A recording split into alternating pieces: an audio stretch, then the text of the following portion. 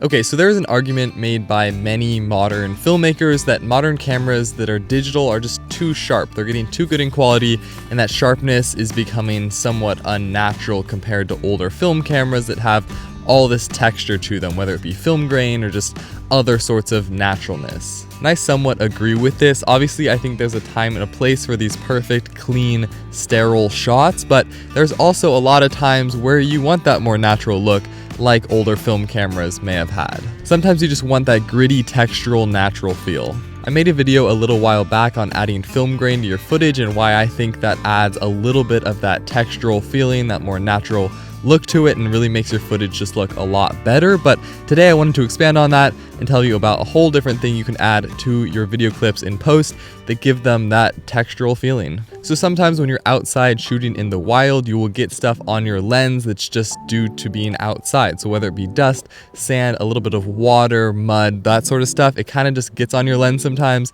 and adds these little artifacts to your shots that have that natural feel to them, obviously, because they have this natural coating over the lens, which is just adding some texture to your shots. These little bits of particles on your lens cause the light to hit and refract differently, causing cool shapes across the glass and in your sensor. Usually this is considered pretty undesirable, but I think in small amounts it can add a ton of uniqueness and interest into your shots. And unsurprisingly, it's super easy to add and control in post-production.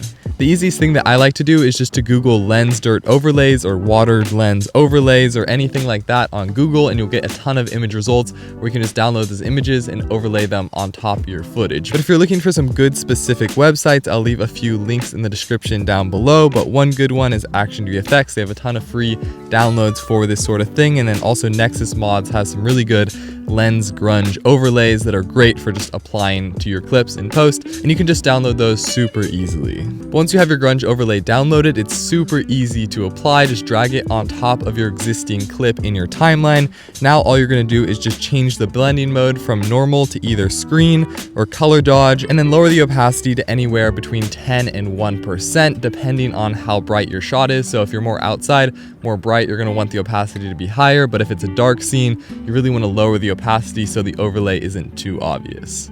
The color dodge blending mode is actually really neat because it only shows the overlay when it's exposed to brighter light, much how it would look if your lens actually had dust on it. So basically, when the light passes over the shot, it exposes that overlay more, which is pretty neat.